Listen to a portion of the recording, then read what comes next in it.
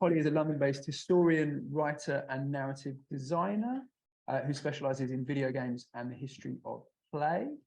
Holly is also an AHRC Techne funded doctoral student, currently completing her thesis, British Board Games and the Ludic Imagination, 1860 to 1960, if that is still the title. Yeah, add a circa on there to keep it nice and vague. Yeah, bit of a circa. Holly was also a journalist and arts critic with bylines including The Guardian, The New Statesman and Vice, among others. I believe you'll mostly be talking to us about your board games research. Yes, yeah. Fantastic, thanks for it. And yeah, take the time you need. This has become sort of a panel rather than a panel conversation. I've only got 3 slides. So I'm going to look very unprepared in comparison. But hello, yes, I'm Holly. Thanks for having me. Yeah, so I guess I don't really need to introduce myself, but yeah, I'm based at Royal Holloway in the history department and also in geography. A bit of fun interdisciplinary. So I thought I'd kind of, how do I?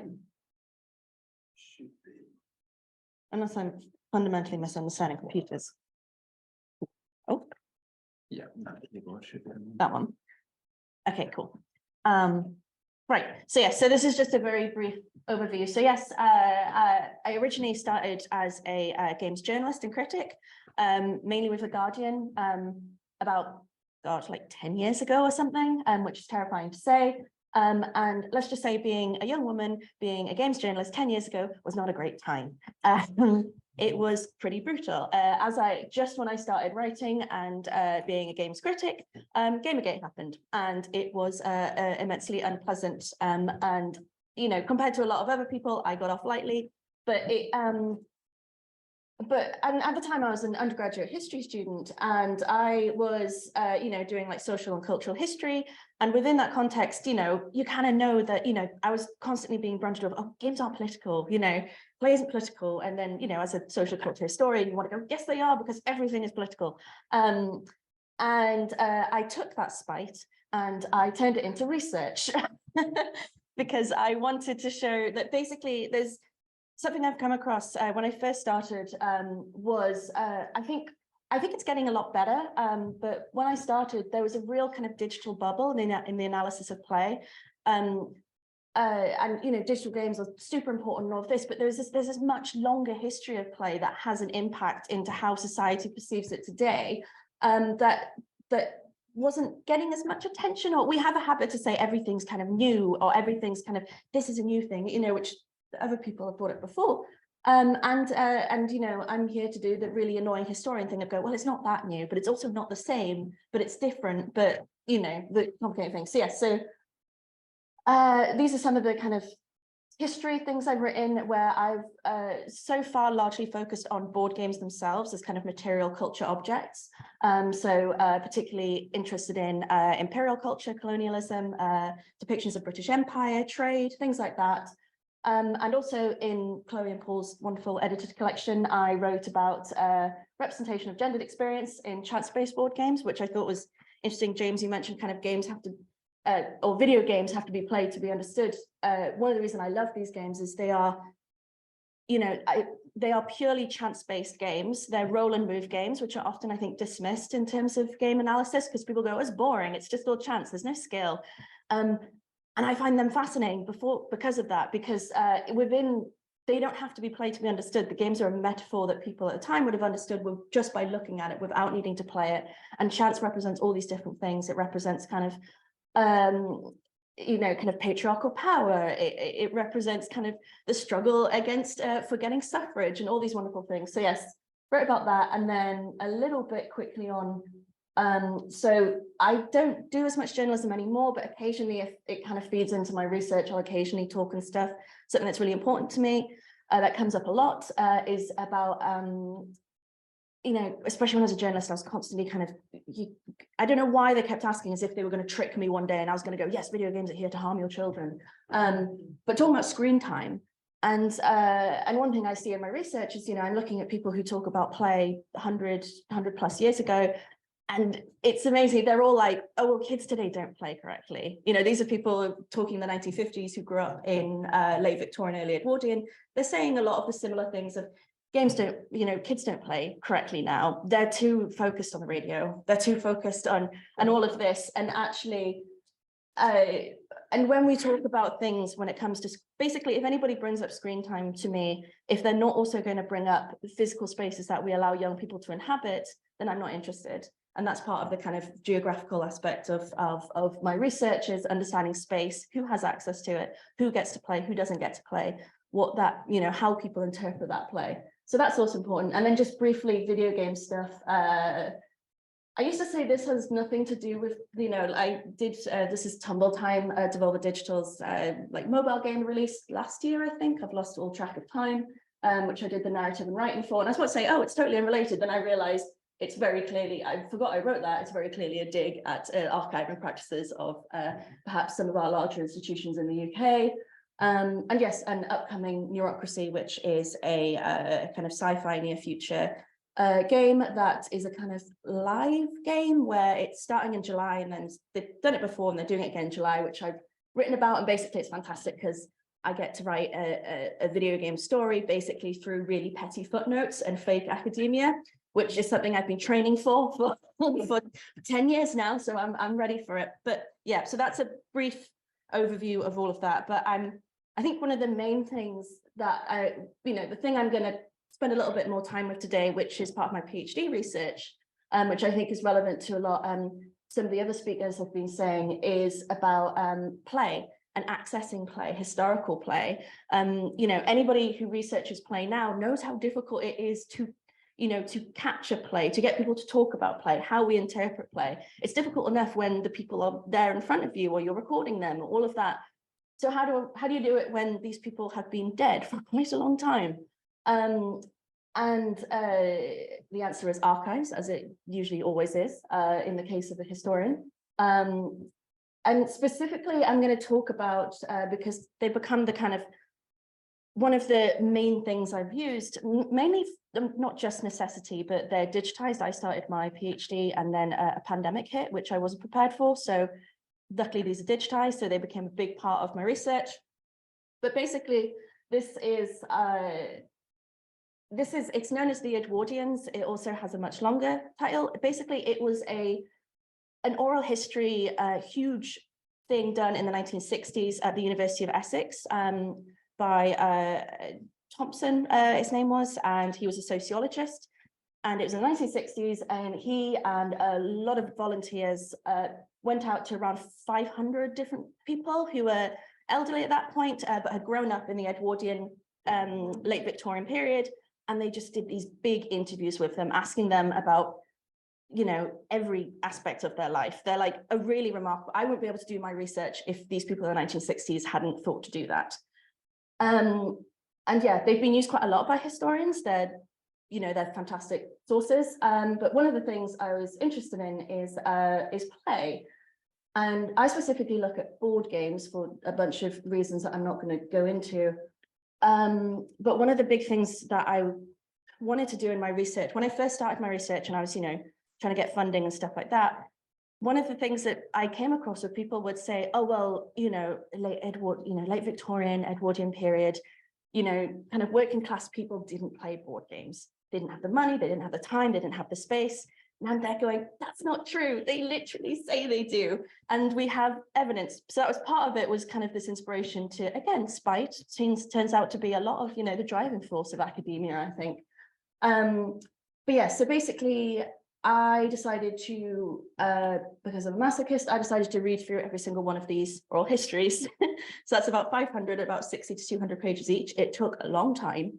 But the reason I had to do that, and the reason I couldn't just search or go to the section, because the interviews are loosely structured. They're kind of structured, and then occasionally the interviewer will kind of let the person go on a tangent if it's relevant, things like that. But they do ask about play. And if I just went to the section where they ask them about play, they will nearly always say, I just played outside. I only played outside. We didn't have toys. We didn't have games. We didn't have all of this. However, if you read the full thing, you'll realize that's not entirely true, and it's not, and it's very interesting. And actually, it's kind of informed the way that I look at play, and that we have to look at really holistically, because if you go to someone and you say, how do you play? They will give you a very specific answer. They will give you the type of play that they think you're wanting to hear about. When you ask about play, what kind of play are you asking about? And actually where much more of, so I ended up finding that 51% of all interviewees mentioned a board game by name, which in the world of cultural history is big. I was told that I needed about 25% to maybe, for it to be like, that would be a really interesting thing. And then I ended up with 51, and it's very satisfying because it's just over 50%. And yeah, and it's a huge, it's such a good outfit. It's a broad range, huge broad range of socioeconomic backgrounds, mainly working class, and also a really large variety of geographical locations, you know, from this, because that's also the difficult thing when, you know, anybody who looks at class and looks at Britain knows how complex it is just to say working class.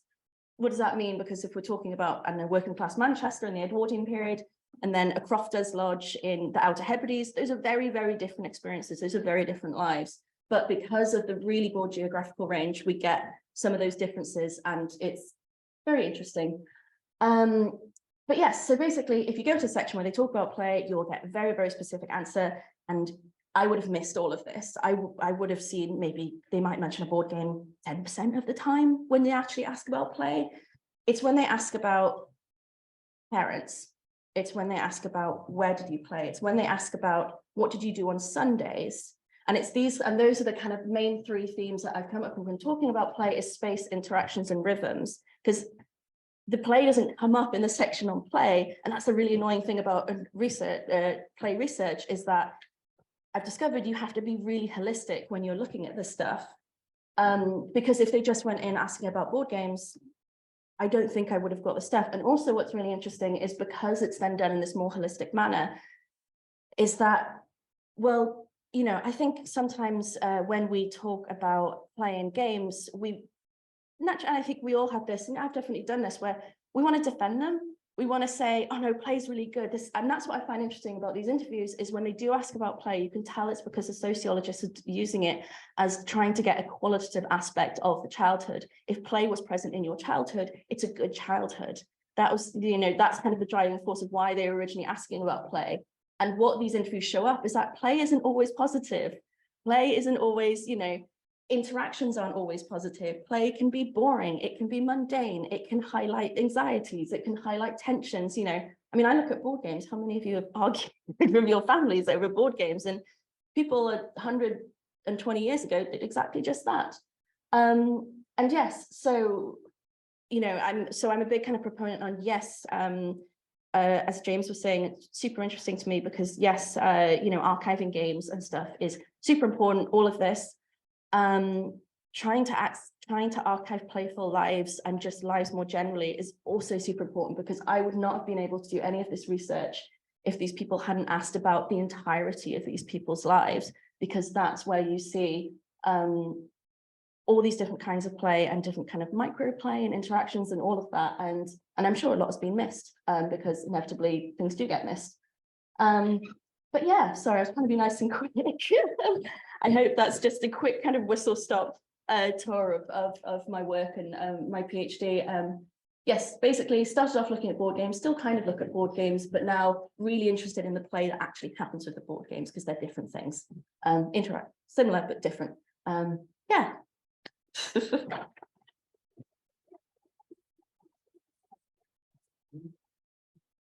Thanks, Holly, and thanks to all three of our panelists. And I wonder if I could maybe invite you guys to the front. We have had a speaker drop out of the next panel, which is unfortunate, but does mean that we might have a bit of time now for you guys to talk to one another and to maybe ask some questions. So yeah, if you're all okay to come to the front, that would be fantastic. I think lots of themes around sort of materiality and medium specificity, around how people document play and the forms and functions that assumes, all sorts of stuff. So I don't know if you have any questions for the audience. Yeah, Holly, you made me think, like, I wonder how many research careers have started out of spite, like Andrew was studying. I think it made me kind of think, but it's also thinking, James, so you're kind of building, well, across the projects, archives that I think most people will be looking at in the future. When you kind of like, and there's also a question about accessibility as well. I was thinking that, there's been a lot of discussion about game accessibility and just being able to, activate certain parts of it in very different ways. When you're designing the space about game history for an audience, like, do you think about professional historians? Do you think about general public? Like, is that kind of like core kind of thing that you're thinking about? So I guess I suppose I'm asking a few different ways. So I guess initially, because of working in the museum and gallery context, a lot of the initial kind of thoughts were driven by how it could be, I suppose in one sense, it's a kind of museum audience and how we can tackle that problem of the range of games that end up in museum and gallery context. And I suppose one of the things that has always been to kind of challenge ourselves to find ways of accessing. So it's stuff like it's stuff like again. It's a huge thing. Unreasonable to expect. Unrealistic. Maybe not unreasonable. It's unrealistic to expect someone to sit down for hundreds of hours. Even then, you'll grind through and you'll get 150 hours of play. You won't reveal all those things. So part of it was a challenge to try and find ways to make those games available and accessible in gallery context, and that's like that. You still recording? I think we are. Okay, getting a more discreet answer. So emulation is a really interesting way of dealing with that. I'm going to chat about that outside, out of the range of the app. But I suppose the thing I would say is that emulation is really interesting. Most of the discussion around emulation tends to sort of, a lot of it focuses around authenticity and the sort of recreation of the visual experience, whatever that might mean. I guess the thing that's really interesting is how emulation can potentially transform our ability to access the game. So something as simple as being able to save the date of a game. So rather than have to wait in a game of Resident Evil until you find a site right from the ribbon or use the sort of built-in save mechanisms of the game, you save it by state. That's really cool. Then you've got to think, okay, so maybe there's a way to use that affordance in a gallery setting to then say, okay, so there's particular moments, like citable moments that you might really want to focus on.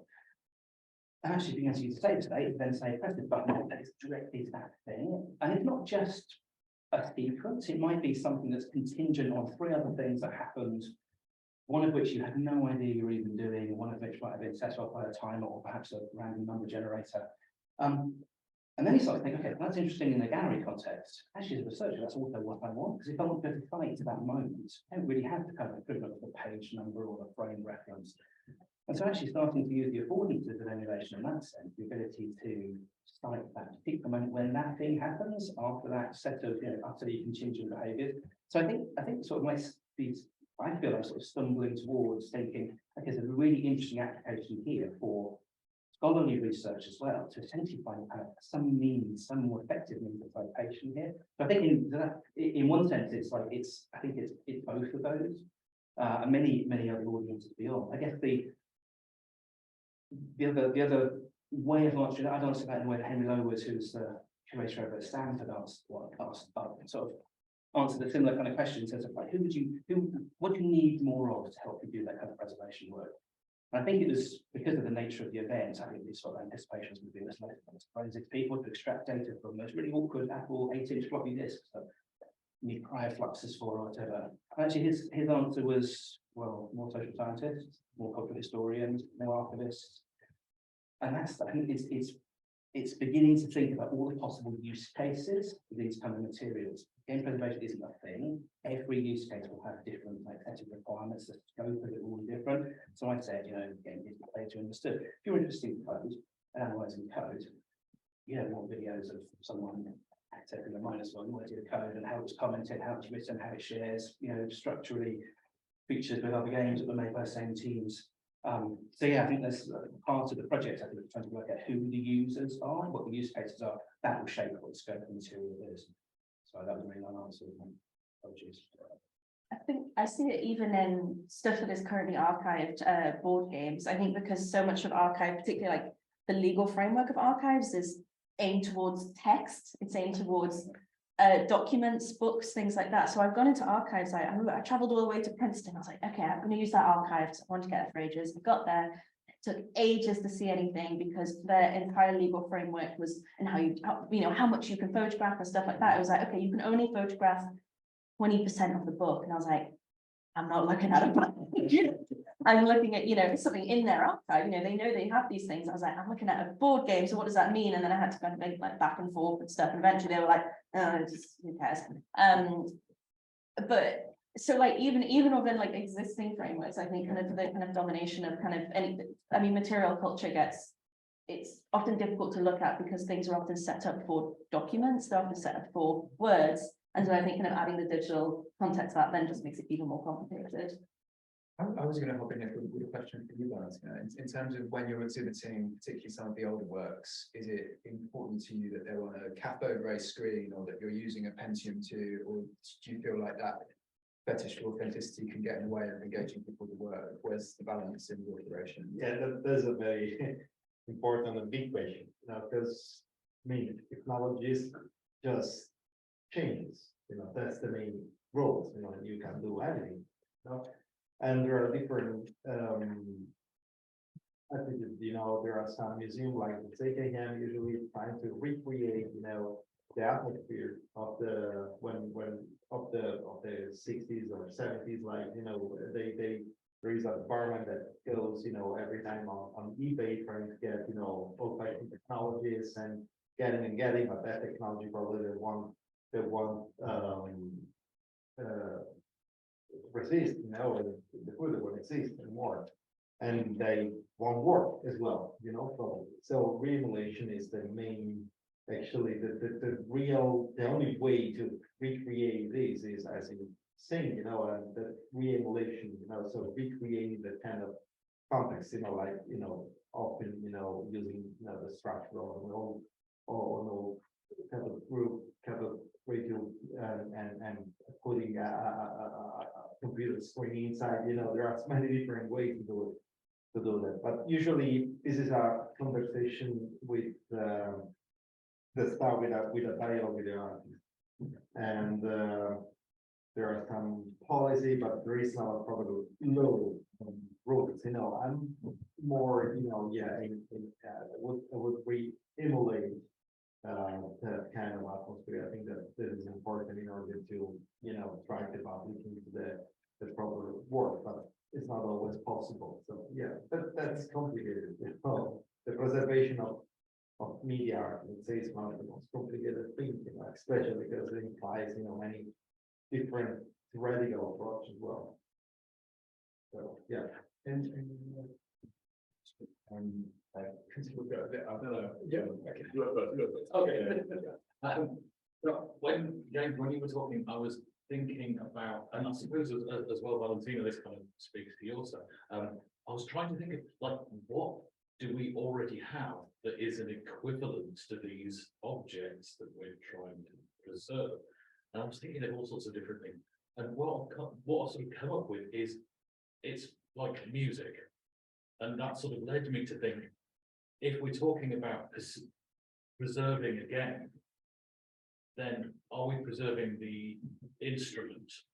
And the instrument as an experience, like I can sit down at a harpsichord and make a god-awful racket because I haven't spent the time and I don't have the affinity in these things. And I'm just wondering, is there sort of a balance to sort of think, are like the videos of people playing these things actually, and what, I'm not saying don't preserve the physical objects, but I'm just kind of thinking a recording of somebody who knows what they're doing playing that harpsichord, even if they died a long time ago, is a more accurate representation of the experience of that experience, how it should be, than me sitting down ineptly trying to play Elite from the late 80s or something like that. I don't know, are there any like other analogous things that... Sure. Yeah, so I could, so I think that's a really interesting question. I don't have a really good answer for it. In that, I think the things you've described there are all part of the story of what that game is. I think, my competition about who was the most inept harpsichord player, but in one sense, like the journey through a game like Elite, for example, isn't, I think, is not best told only through the expert player who was, putting the ground all those kind of hours. It is that, in fact, the meaning of that game is a whole bunch of players playing it in different ways, with different levels of experience, learning how to play it in different ways, much of which will be about conversations, about documents that they're reading and sharing. The problem with that is it's another one of those, the more you look, the more you find problems. So in one sense, it sort of comes back to the question before about, so who's supposed to, what the resources are for, what the use cases are.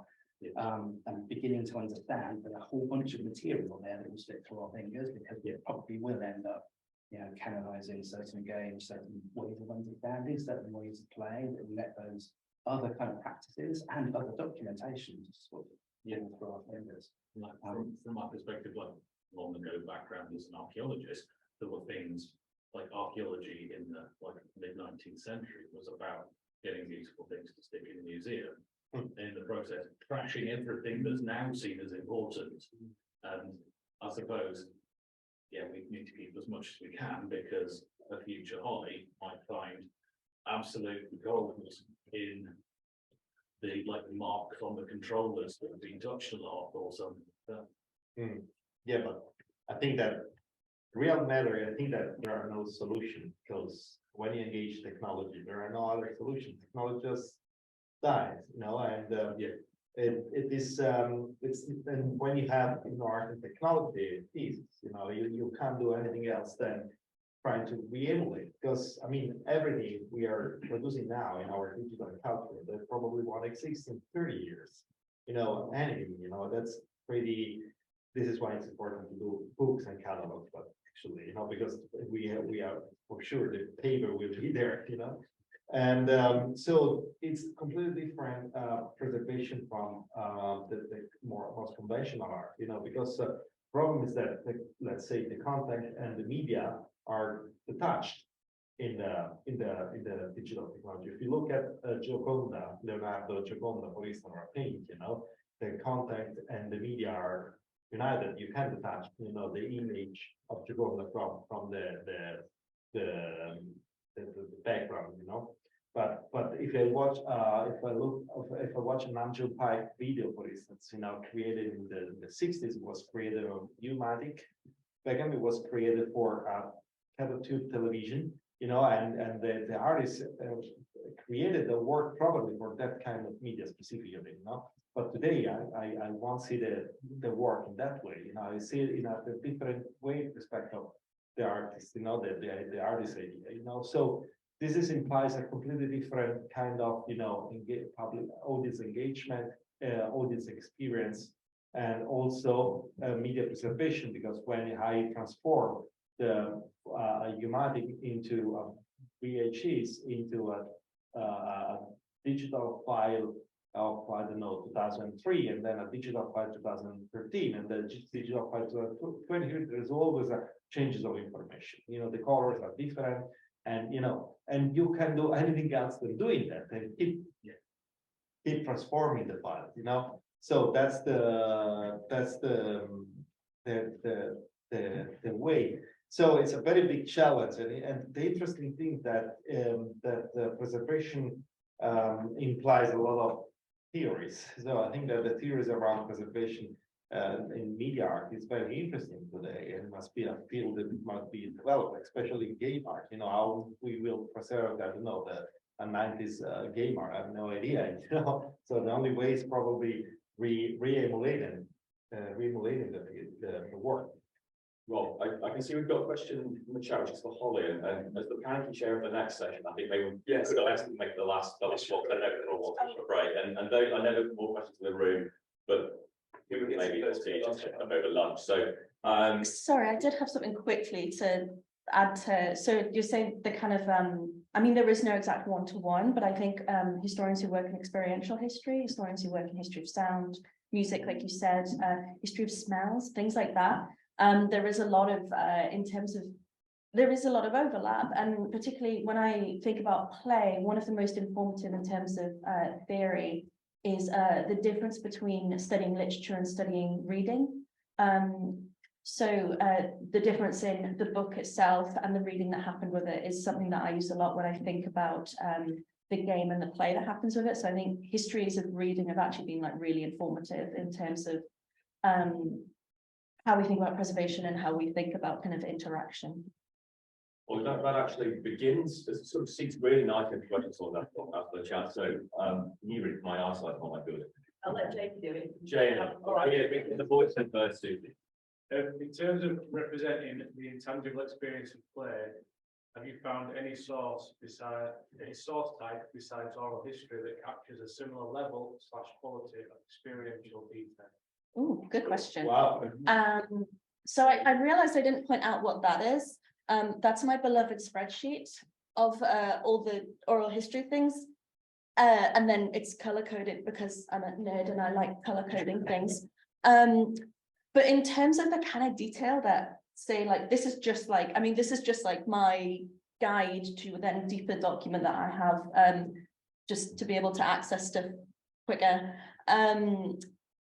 In terms of something like this, no, I haven't come across it. I'm not saying that it doesn't exist, but I use, God, I use so many different sources. So letters, people writing into newspapers, especially one thing I find really impactful is, again, as I said, like, oh, you can't just ask about playing games, you don't get the whole story, but occasionally you get little snippets like children writing in to newspapers about their favorite game. And one will say, one of the ones I like to use as an example is the child said, oh, Snakes and Ladders. And he says, you know, unfortunately, you know, I like to play with my parents, but unfortunately, I don't have any siblings to play with. I would like to play with, you know, my family more. So you get these little snippets of the kind of emotional aspect of play. Autobiographies, also another one that can be useful. I mean, originally, COVID has impacted a lot of research. Originally, my research was going to involve me doing or you know, interviewing people who are now quite elderly about their childhoods. So obviously, with COVID happened and stuff, became not really possible. Yeah, it's difficult because then there is also a whole other kind of theoretical level of oral histories and repurposing oral histories that were done for a different topic. Because then people argue that, well, you're not writing about play, you're writing about the memory of play, which is true. And there are bonuses, there are good and bad things to both approaches. So one of the good things about using all, you know, these people are reflecting back. And sometimes one of the reasons it's really good is it breaks kind of periodization boundaries, because they will talk about their current lives, they'll talk about their children, they'll talk, you know, grandchildren and stuff like that, which is always fantastic. But yes, what was I saying? Yeah, basically, yeah, the oral histories, yes, because yes, they're remembering their play, and yes, so you can say that it's not actually looking at the play that happened, it's looking at the memory of play, but then you can also say that occasionally the hindsight of memory allows for connections to be made across a lifetime that can't be done when just observing something straight away. And also watching play is, yeah, I've been to conferences where people talk about how do we document play and stuff like that. And I remember once there was I think it was kind of very computer science focused, and they said, oh, well, we have like a facial, like, you know, emotions reader. So if someone smiles, you know, we know that they're enjoying that bit. And the historian and the cultural historian and scientist go, no, you don't know what that person is smiling. You have no idea what that person is smiling. It's, you know, you know, and so like, yeah, so basically there are lots of other sources that I use. Oral histories have definitely been, in terms of my research, the most fruitful in terms of finding like the broad experience and these kind of really interesting details. But yeah, letters, autobiographies, newspapers, good one. Oh, I use a lot of trade journals. Trade journals are a fantastic source, particularly the games, and trade journals have a reputation for being incredibly dry, and they can be phenomenally dull.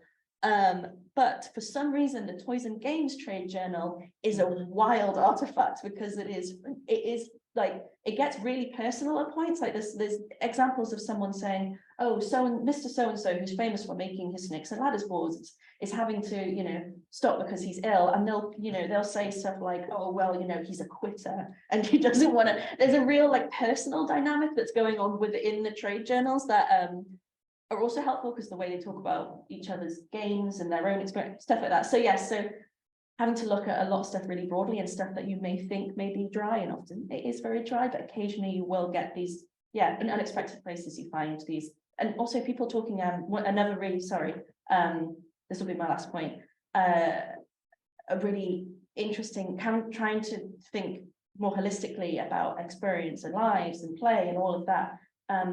Another source is people talking about disability, which has been a big part of my research in terms of what we think about play, who gets to play. Particularly, I talk about board games as people growing up in the time period who had physical disabilities who couldn't go out and play, how they played with other people, and board games are often. So using, you know, using archives of people who talking about their disability has actually been fruitful in terms of understanding play because it gets brought up. And so it's that annoying thing of, you know, where do you find play? It's kind of everywhere and nowhere. So you kind of, occasionally you get a really rich one like that, which is very satisfying. So I get my lovely spreadsheet. But yeah. Susie has this beautiful spreadsheet.